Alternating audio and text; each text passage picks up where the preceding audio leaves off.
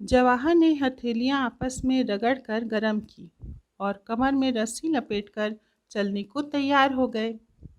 हिमालय की दुर्गम पर्वतमाला मुंह उठाए चुनौती दे रही थी। जवाहर इस चुनौती को कैसे न स्वीकार करते। भाई किशन और कुली सभी रस्सी के साथ जुड़े थे। किशन गडेरिया अब गाइड बन गया था।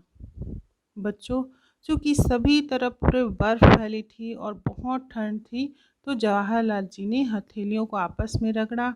तो इससे क्या होती है? आपस में रगड़ने से हाथ गर्म हो जाते हैं और सभी ने एक दूसरे को आपस में कमर में रस्सी से बांध लिया था कि कोई इधर उधर ना भटके और सभी एक साथ चलते रहें। और यहाँ पर दुर्गम का अर्थ क्या होगा? दुर्गम का मतलब होगा जहाँ कठिनाई से जाया जा सके।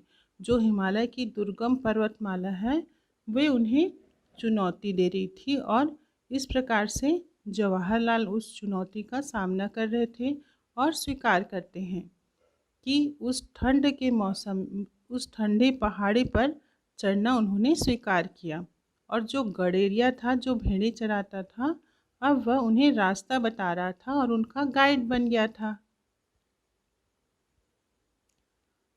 बस 8 मील ही तो पार करने हैं। जोश में आकर जवाहरलाल चढ़ाई चढ़ने लगे।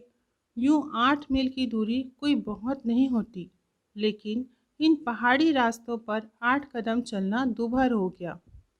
एक एक डग भरने में कठिनाई हो रही थी। रास्ता बहुत ही वीरान था। पेड़ पौधों की हरियाली के अभाव में एक अजीब खालीपन सा महसूस हो रहा था। बच्चों, अगर हम सामान्य आम तौर पर जो सीधे रास्ते चलें तो 8 मील की दूरी कोई बहुत बड़ी दूरी नहीं होती। चूँकि वहाँ पर पूरे सभी तरफ पहाड़ थे, जो बर्फ़ के पहाड़ थे और सभी तरफ बर्फ़ फैले हुए थे, इसलिए उस रास्ते पर चलना बहुत ही दूभर था। दूभर मतलब बहुत मुश्किल काम था और डग भरने में कठिनाई हो रही थी, मतलब एक कदम उठाना भी मुश्किल हो रहा था।